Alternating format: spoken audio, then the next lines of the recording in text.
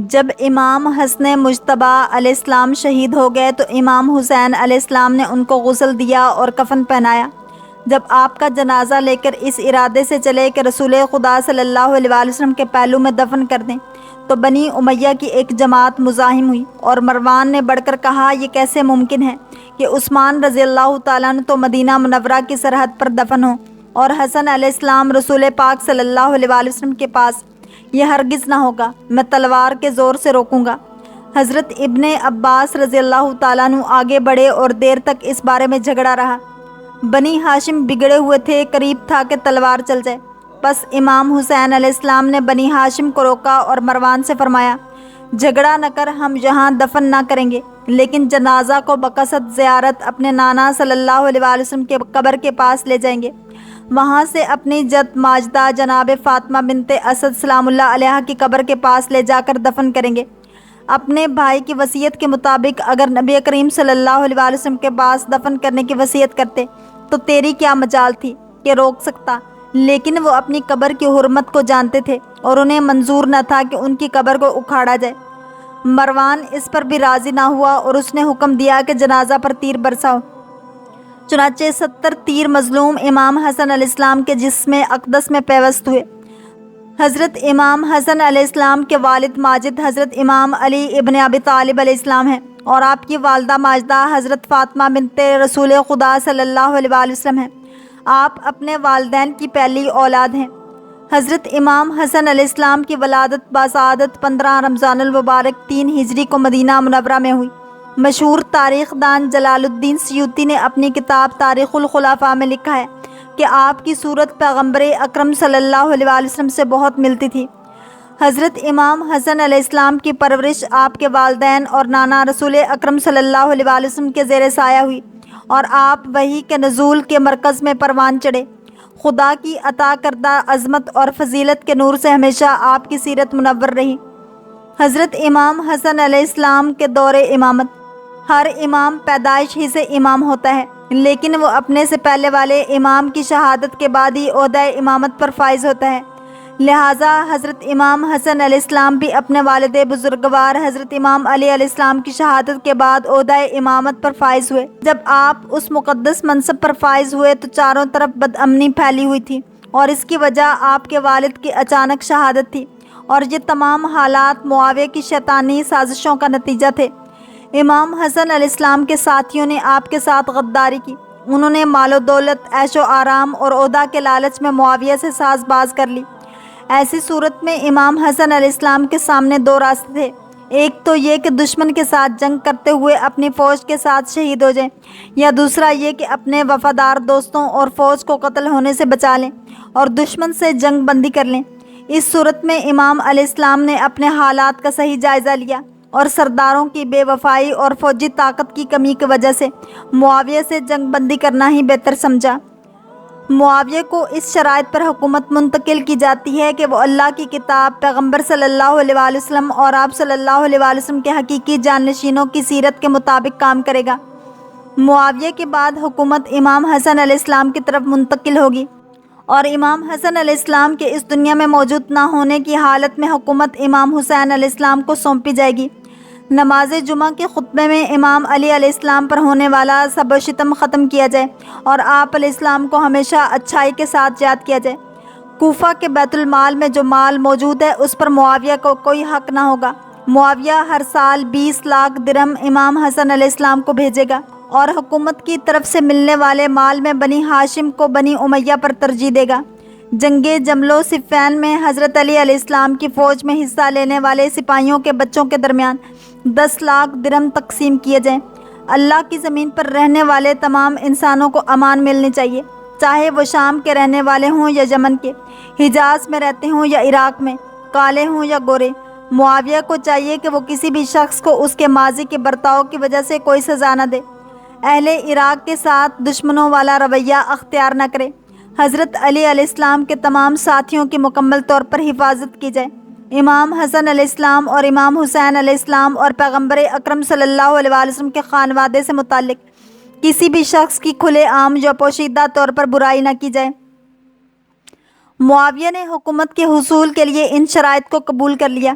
لیکن حکومت کے ہاتھ میں آتے ہی وہ ان تمام شرائط پر عمل کرنے سے مکر گیا اور ساری عمر ان شرائط میں سے کسی ایک شرط پر بھی عمل نہ کیا۔ حضرت امام حسن علیہ السلام کے اس صلح نامے نے معاویہ کے چہرے پر پڑی ہوئی نقاب کو الٹ دیا اور لوگوں کو اس کے اصلی چہرے سے آشنا کرایا۔ پیغمبر اکرم صلی اللہ علیہ وسلم کے نواسے امام حسن مجتبیٰ علیہ السلام، جنہیں امویوں اور دوسرے دشمنوں نے اپنے ظلم و ستم کا نشانہ بنایا اور زہر دغا سے شہید کر دیا، اور شہادت کے بعد آپ علیہ السلام کے جنازے پر تیروں کی بارش کی گئی۔ یہ دشمن کون تھے اور ان کا مقصد کیا تھا، اور انہوں نے امام حسن مجتبیٰ علیہ السلام کے ساتھ یہ سلوک کیوں کیا، جبکہ پیغمبر اکرم صلی اللہ علیہ وسلم کے نزدیک آپ جوانان جنت کے سردار تھے؟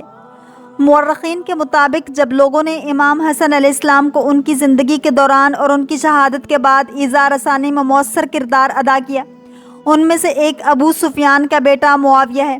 اس نے امویوں کے مستقبل کے متعلق امام حسن علیہ السلام سے خطرہ محسوس کیا اور آخر کار وہ امام حسن علیہ السلام کی بیوی جادہ بنت اشس کے ذریعے امام حسن علیہ السلام کو شہید کرانے میں کامیاب ہو گیا۔ ایک اور شخص جو کہ حضرت امام حسن علیہ السلام سے دشمنی رکھتا تھا اور اس نے حضرت امام حسن علیہ السلام کے جنازہ کو روضہ رسول صلی اللہ علیہ وسلم کے پاس دفن ہونے سے روکنے میں بھی مؤثر کردار ادا کیا تھا، مروان بن حکم کا بیٹا تھا۔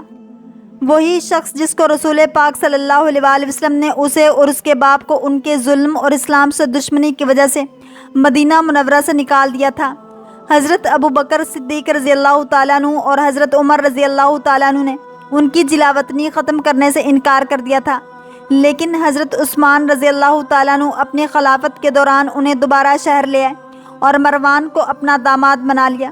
مروان کو حضور اکرم صلی اللہ علیہ وآلہ وسلم کے خاندان سے شدید نفرت تھی اور اس نے اہل بیت اطہار کو ایذا پہنچانے میں کبھی ہچکچاہٹ محسوس نہیں کی۔ جیسا کہ آپ جانتے ہیں کہ بنی امیہ اور ابی سفیان نے اسلام قبول کرنے سے ناگریز کیا تھا۔ وہ اس وقت اسلام لائے جب اسلام کی حکومت آئی اور انہوں نے اپنی جان بچانے کے لیے اسلام قبول کیا، اس لیے انہوں نے کبھی بھی خالصتاً اور ارادے سے اسلام قبول نہیں کیا اور اسلام پر حملہ کرنے کے کسی بھی موقع سے گریز نہیں کرتے تھے۔ انہوں نے نبی کریم صلی اللہ علیہ وآلہ وسلم کے فرامین اور احکامات کی طرف توجہ نہیں کی۔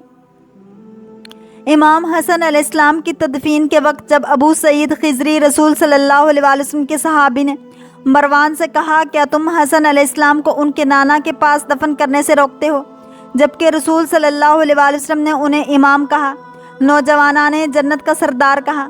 مروان نے طنزیہ انداز میں کہا، اگر تم جیسے لوگ حدیث نبوی صلی اللہ علیہ وآلہ وسلم نہ بیان کرتے تو حدیثیں برباد اور فنا ہو جاتی۔ روایتوں کو دیکھ کر یہ سمجھ میں آتا ہے کہ مروان اور اس کے لوگ اسلام کے کتنے پابند تھے، اور حتیٰ کہ انہوں نے کوشش کی کہ احادیث اور احکام کا ذکر نہ کیا جائے اور لوگوں کے ذہن سے احادیث کو ختم کر دیا جائے۔ امویوں نے اپنے مقاصد کو آگے بڑھانے کے لیے اسلام کو بطور ڈھال استعمال کیا۔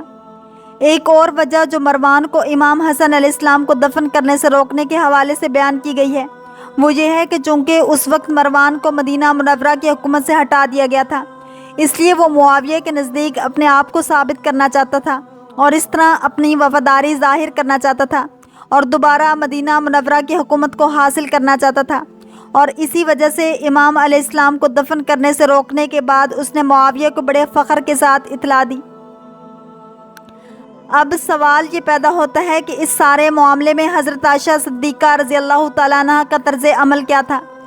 بعض شیعہ مورخین نے اس واقعے میں حضرت عائشہ صدیقہ رضی اللہ تعالیٰ عنہ کے کردار کو منفی انداز میں بڑھا چڑھا کر پیش کیا ہے، جو دراصل بے سروپا کذاب روایات ہیں، اور شیعہ مورخین کی یہ بے سروپا روایات گستاخی حرم نبوی صلی اللہ علیہ وآلہ وسلم پر دلالت کرتی ہیں۔